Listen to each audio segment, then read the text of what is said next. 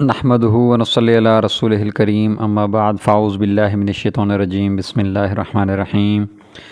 ناظرین کرام، آج کی حدیث کے سلسلے میں ہم حدیث نمبر 56 آپ کی خدمت میں پیش کر رہے ہیں۔ یہ مشکوٰۃ المصابیح کی حدیث نمبر 5607 ہے، حوض کوثر اور شفاعت کا بیان۔ اللہم صلی علی محمد النبی الامی وعلی آلہ وسلم تسلیما کثیرا کثیرا۔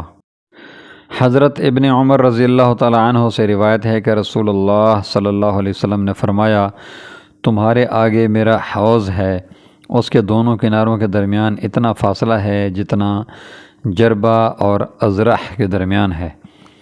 بعض راویوں نے کہا ہے یہ دونوں جربہ اور ازرح شام کے 2 گاؤں ہیں، ان دونوں کے درمیان 3 راتوں کی مسافت ہے۔ ایک روایت میں ہے اس کے پیالے آسمان کے ستاروں کی طرح ہیں، جو کوئی وہاں آئے گا اور اس سے پانی پی لے گا تو پھر اس کے بعد وہ کبھی پیاس محسوس نہیں کرے گا۔ متفق علیہ۔ مشکوٰۃ المصابیح 5607، حوض اور شفاعت کا بیان۔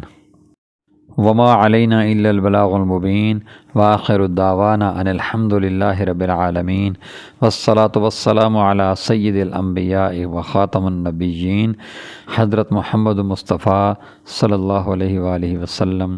جزاکم اللہ خیر واحسن الجزاء۔ ناظرین کرام، اگر آپ نے ابھی تک ہمارے چینل کو سبسکرائب نہیں کیا تو براہ مہربانی ہمارے چینل کو سبسکرائب کریں، ہماری ویڈیوز کو لائک کریں اور اپنے دوستوں سے شیئر کریں۔ جزاکم اللہ خیر واحسن الجزاء۔